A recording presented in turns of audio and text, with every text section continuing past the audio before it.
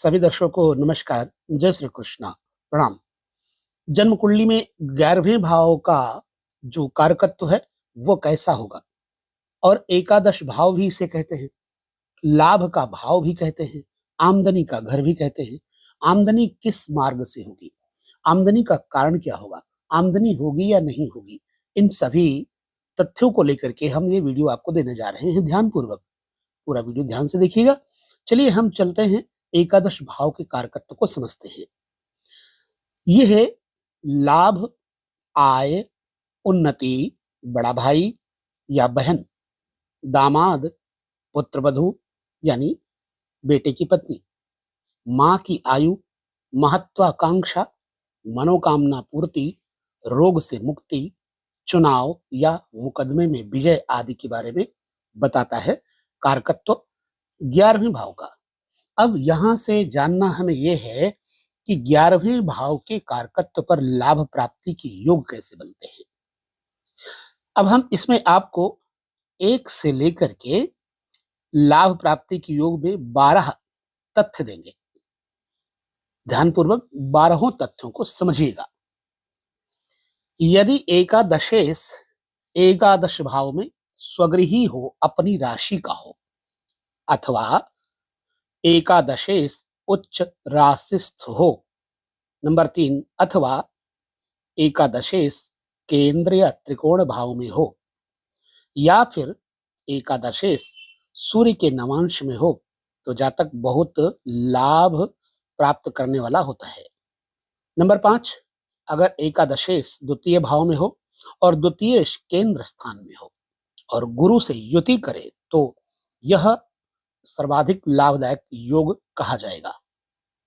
Number 6, तृतीय भाव में एकादशेश की शुभ ग्रह से युति हो, तीसरे घर में 11वें भाव की शुभ ग्रह से युति हो, तो जातक 36वें वर्ष की आयु में बहुत अधिक धन लाभ प्राप्त करता है।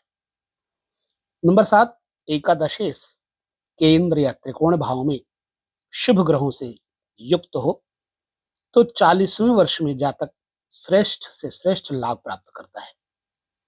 नंबर 8, लाभ स्थान अर्थात एकादश भाव में गुरु स्थित हो, द्वितीय भाव में चंद्रमा तथा शुक्र नवम स्थ होने पर जातक को और अधिक धन की प्राप्ति होती है। नंबर 9, एकादशेश एकादश से एकादश यानी नवम भाव में चंद्रमा, बुध, गुरु की दृष्टि भी हो या युति हो, तो जातक धन धान्य युक्त और अपार रत्नों के स्वामित्व को प्राप्त करता है, ऐसा हमारा ज्योतिषीय ग्रंथ कहता है। लाभेश तथा लग्नेश का राशि परिवर्तन यदि हो तो 33वें वर्ष में जातक को धन कमाने का योग उत्पन्न करता है। द्वितीयेश तथा एकादशेश यानी लाभेश का राशि परिवर्तन हो तो जातक विवाह के बाद धनी और भाग्यशाली बनता है। नंबर 12, तृतीयेश यदि एकादशेश से राशि परिवर्तन करे तो जातक भाइयों से धन और रत्न आभूषण की प्राप्ति का योग प्राप्त करता है।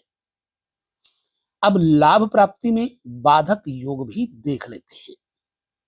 यदि लाभेश नीच राशिस्थ, अस्तंगत, पाप युक्त अथवा दुह स्थान जैसे छठे, 8वें, 12वें भाव में हो, तो बहुत मेहनत करने पर भी लाभ नहीं प्राप्त हो पाता।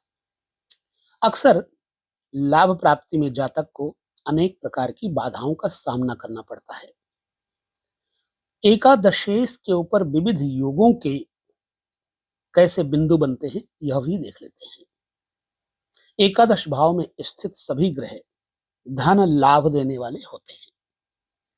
नंबर 2, नवम, दशम तथा 11वां भाव का परस्पर संबंध अगर है तो जातक की आमदनी में वृद्धि करके उसे धनवान बनाता है, और पिता, व्यापार या मित्रों की सहायता से धन वैभव की संपन्नता होती है। नंबर 3, लाभेश जिस भाव में स्थित हो उस भाव की वृद्धि होती है। लाभ स्थान में स्थित ग्रह अथवा लाभेश से युति करने वाले ग्रह भी भाव की वृद्धि तथा धन लाभ दिया करते हैं। एकादश भाव में स्थित ग्रह तथा एकादशेश की दशा भुक्ति अगर है तो धन लाभ प्राप्त करवाती है। एकादश भाव में सूर्य और चंद्रमा की युति जातक को धन लाभ देकर सम्मान प्रतापी बनाती है और राजा की तरह वैभवशाली बनाने वाला योग बनता है। अब लाभेश यदि छठे अथवा 12वें भाव में हो तो जातक बुढ़ापे में धनवान और संपन्न व्यक्ति होता है। किन अवस्थाओं में जातक को बड़े भाई की प्राप्ति नहीं होती, यहाँ पर ये हम देखते हैं कुछ सूत्र। बृहस्पति यदि तृतीय या फिर एकादश भाव में हो अथवा एकादश भाव में मंगल और राहु की युति हो तो जातक स्वयं ही सबसे बड़ा होता है, अर्थात इसका कोई बड़ा भाई बहन नहीं होता। तो ये रहे एकादशेश के ऊपर कुछ भाव फल। अब हम इस वीडियो को यही विराम देते हैं। यदि वीडियो अच्छा लगा है तो आप दूसरों को भी जरूर बांटें, क्योंकि मैंने सूत्र लिए हैं शास्त्रों से और कुछ निज अनुभवों के द्वारा, जो कि आपके लिए अत्यंत महत्वपूर्ण है।